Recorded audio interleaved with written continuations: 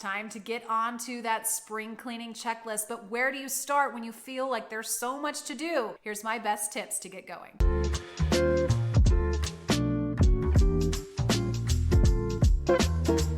Hi there, it's Julie with SortWell Organizing Company, where my goal is to help you get sorted to live well. It feels so good to look ahead to a fresh new season, and spring especially is when we start thinking about all the areas of our home that we need to clean. It can feel really overwhelming though, so here is what I think should be on your priority list. Number 1, your closet. Number 2, your pantry. And number 3, your cleaning supplies. Our cleaning supplies? I know that sounds a little weird, cleaning supplies, but I think throughout the year, we tend to buy things that maybe is a one-time use, or we lose track of what we have, so we keep buying more of the product. Help me, I'm poor. And when you think about the storage space in your home for cleaning supplies, it's probably one of the smaller areas, so you don't want to get overwhelmed and keep buying new product that you already have or that you don't need. And really, this is a great place to also think about multi-purpose uses. It's important to remember too, you're not just cleaning, you're organizing to set yourself up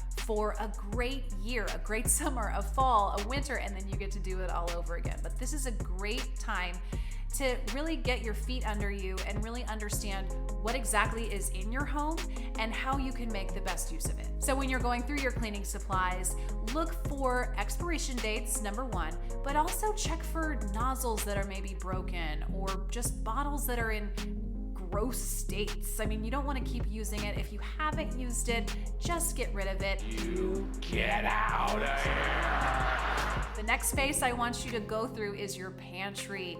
Things get tucked away in corners, kind of shoved behind other boxes. They get stale. You forget that you even have it.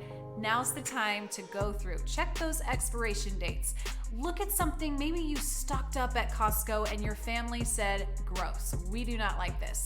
It's not going to serve you any good by sitting in your pantry and rotting. So go ahead, get rid of it.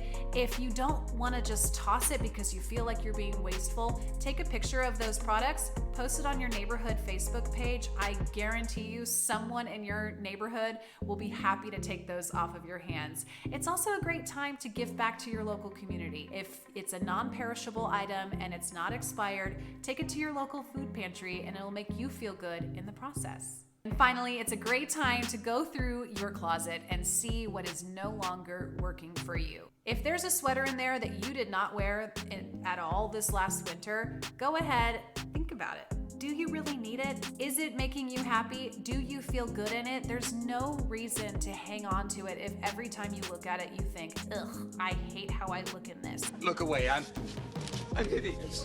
I want you to really focus on what makes you feel good as a person, and getting dressed should be joyful. You should have fun and you should love everything that's in your closet. So make sure it fits, it's in good condition. If you see any holes or tears, look at the item and say, is this worth repairing, or is it a good time to maybe invest in something else? Maybe a newer version of that same shirt if you really love it, but you just want to be able to put your best foot forward and feel good about the clothes that you have. It also feels good to not have so many clothes in your closet that you can't see everything that you have. So a lot of times we buy something new, we bring it in and we just shove it in wherever it can fit. I want you to really think about having less stuff so that you can see everything in your closet, know exactly what you have so that you don't go to the store and buy yet another pair of black pants. You really don't need that much. You can rewear things. You want to fill your closet with things that, again, make you feel good about yourself. A lot of clients, they want their closets done and they want it to look like a Pinterest party. I get that, and I can help you do that. However, your stuff is not going to look organized when you have too much of it. The less there is, the better. It will look clean, cleaner lines, less need for extra storage. It just looks better when you have less stuff. A lot of my clients, they don't even realize they have some of the stuff that they do because it's tucked away, it got kicked underneath something else, and you don't get to enjoy it. Why spend your hard-earned dollars and not get to actually use it? Hopefully these 3 tips help you get a good head start on your spring cleaning agenda. And let me know what works for you and what felt the best once you got started.